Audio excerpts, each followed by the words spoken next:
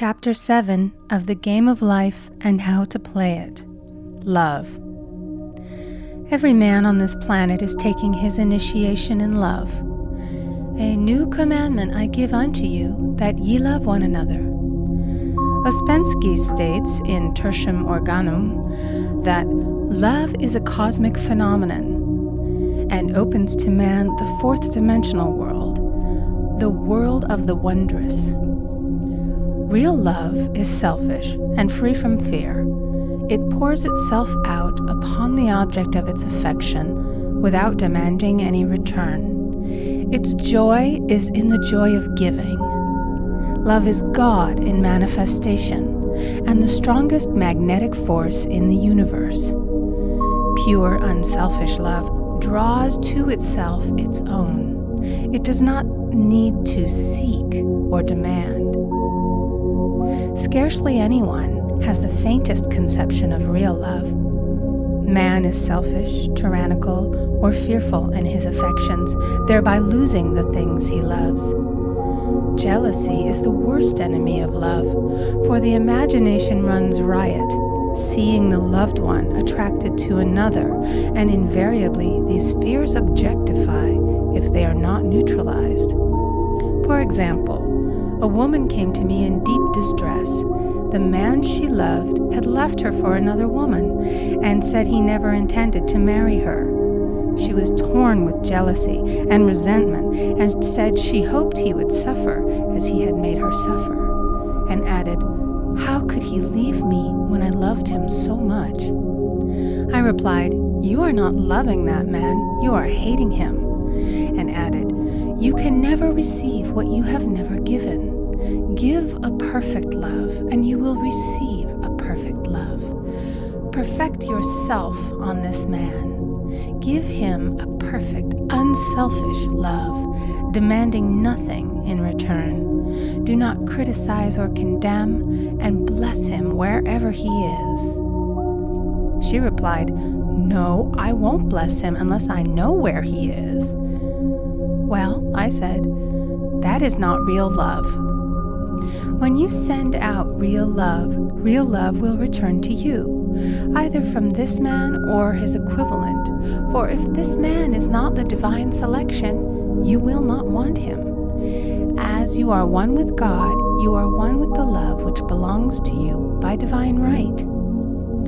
Several months passed, and matters remained about the same, but she was working conscientiously within herself. I said, "When you are no longer disturbed by his cruelty, he will cease to be cruel, as you are attracting it through your own emotions." Then I told her of a brotherhood in India who never said good morning to each other. They used these words, "I salute the divinity in you." They saluted the divinity in every man and in the wild animals in the jungle, and they were never harmed, for they saw only God in every living thing. I said, "Salute the divinity in this man and say, I see your divine self only. I see you as God sees you, perfect, made in his image and likeness." She found she was becoming more poised and gradually losing her resentment. He was a captain, and she always called him the Cap. One day she said suddenly, "God bless the Cap wherever he is." I replied, "Now that is real love, and when you have become a complete circle and are no longer disturbed by the situation, you will have his love or attract its equivalent."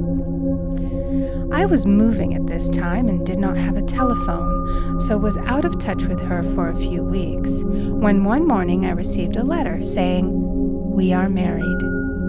At the earliest opportunity, I paid her a call. My first words were, "What happened?" "Oh," she exclaimed, "a miracle. One day I woke up and all suffering had ceased. I saw him that evening and he asked me to marry him. We were married in about a week, and I have never seen a more devoted man." There is an old saying, "No man is your enemy, no man is your friend. Every man is your teacher." So one should become impersonal and learn what each him, and soon he would learn his lessons and be free.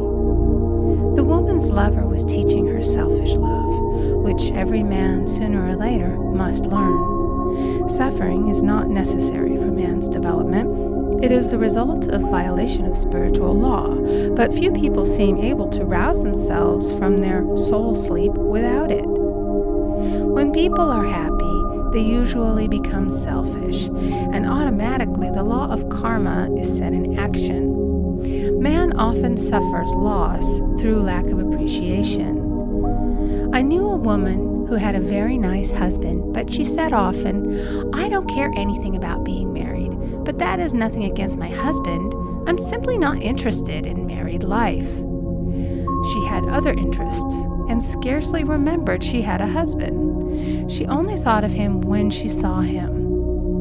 One day her husband told her he was in love with another woman and left. She came to me in distress and resentment. I replied, "It is exactly what you spoke the word for. You said you didn't care anything about being married, so the subconscious worked to get you unmarried." She said, "Oh yes, I see. People get what they want and then feel very much hurt." She soon became in perfect harmony with the situation and knew they were both much happier apart.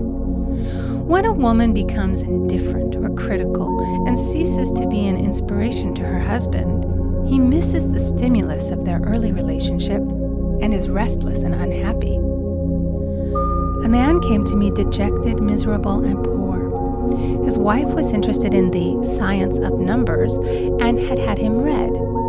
It seems the report was not very favorable, for he said, "My wife says I'll never amount to anything because I am a 2. I replied, "I don't care what your number is. You are a perfect idea in divine mind, and we will demand the success and prosperity which are already planned for you by that infinite intelligence." Within a few weeks, he had a very fine position, and a year or two later, he achieved a brilliant success as a writer. No man is a success in business unless he loves his work. The picture the artist paints for love of his art is his greatest work. The potboiler is always something to live down. No man can attract money if he despises it. Many people are kept in poverty by saying, "Money means nothing to me. I have a contempt for people who have it." This is the reason so many artists are poor. Their contempt for money separates them from it. I remember hearing one artist say of another, "He's no good as an artist, but he has money in the bank." This attitude of mind, of course, separates man from his supply. He must be in harmony with a thing in order to attract it. Money is God in manifestation, as freedom from want and limitation, but it must be always kept in circulation and put to right uses. Hoarding and saving react with grim vengeance. This does not mean that man should not have houses and lots, stocks and bonds, for the barns of the righteous man shall be full. It means that man should not hoard even the principal if an occasion arises when money is necessary. In letting it go out fearlessly and cheerfully, he opens the way for more to come in, for God is man's unfailing and unexhaustible supply. This is the spiritual attitude towards money, and the great bank of the universal never fails. We see an example of hoarding in the film production of Greed. The woman won $5,000 in a lottery, but would not spend it. She hoarded and saved, let her husband suffer and starve, and eventually she scrubbed floors for a living. She loved the money itself and put it above everything, and one night she was murdered and the money taken from her. This is an example of where love of money is the root of all evil. Money in itself is good and beneficial, but used for destructive purposes, hoarded and saved, or considered more important than love, brings disease and disaster and the loss of the money itself. Follow the path of love, and all things are added, for God is love, and goddess supply.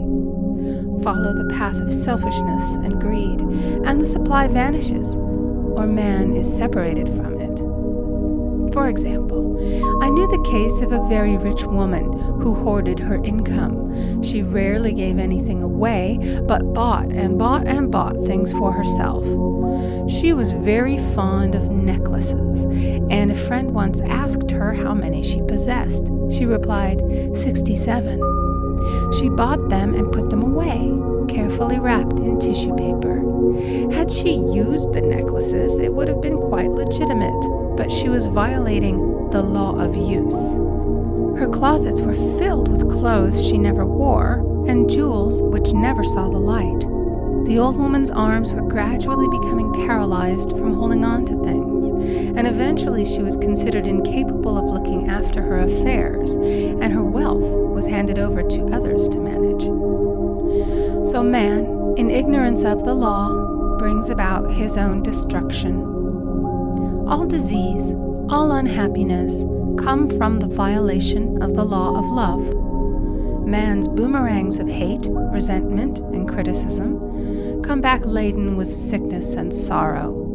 Love seems almost a lost art, but the man with the knowledge of spiritual law knows it must be regained, for without it he has become as sounding brass and tinkling cymbals. For example, I had a student who came to me month after month to clean her consciousness of resentment.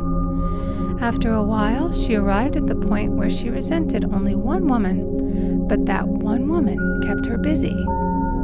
Little by little, she became poised and harmonious, and one day, all resentment was wiped out.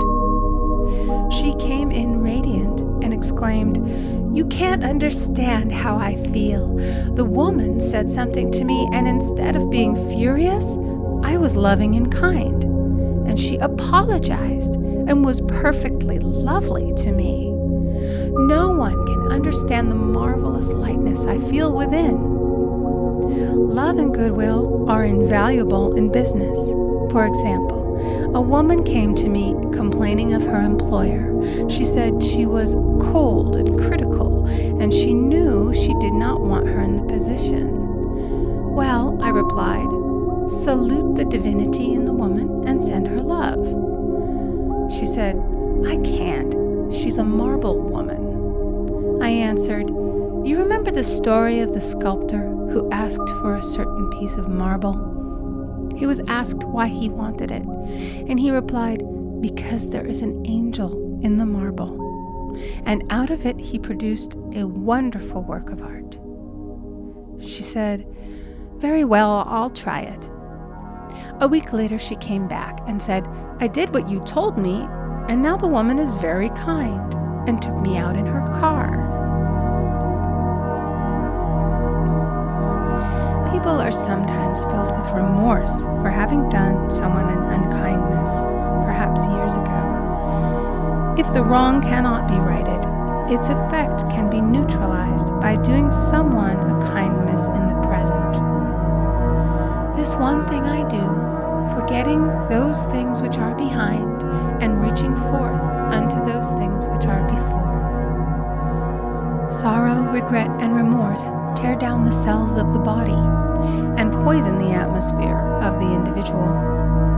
A woman said to me in deep sorrow, "Treat me to be happy and joyous, for my sorrow makes me so irritable with the members of my family that I keep making more karma." I was asked to treat a woman who was mourning for her daughter. I denied all belief in loss and separation and affirmed that God was the woman's joy, love, and peace. The woman gained her poise at once, but sent word by her son not to treat any longer because she was so happy it wasn't respectable. So, mortal mind loves to hang on to its griefs and regrets. I knew a woman who went about bragging of her troubles, so of course she always had something to brag about. The old idea was if a woman did not worry about her children, she was not a good mother. Now we know that mother fear is responsible for many of the diseases and accidents which come into the lives of children. For fear pictures vividly the disease or situation feared, and these pictures objectify if not neutralized. Happy is the mother who can say sincerely that she puts her child in God's hands and therefore knows that he is divinely protected. For example, a woman awoke suddenly in the night, feeling her brother was in great danger. Instead of giving in to her fears, she commenced making statements of truth, saying, "Man is a perfect idea in divine mind and is always in his right place. Therefore, my brother is in his right place and is divinely protected." The next day, she found that her brother had been in close proximity to an explosion in a mine, but had miraculously escaped. So man is his brother's keeper in thought, and every man should know that the thing he loves dwells in the secret place of the Most High and abides under the shadow of the Almighty. There shall no evil befall thee, neither shall any plague come nigh thy dwelling. Perfect love casteth out fear. He that feareth is not made perfect in love, and love is the fulfilling of the law. End of chapter 7.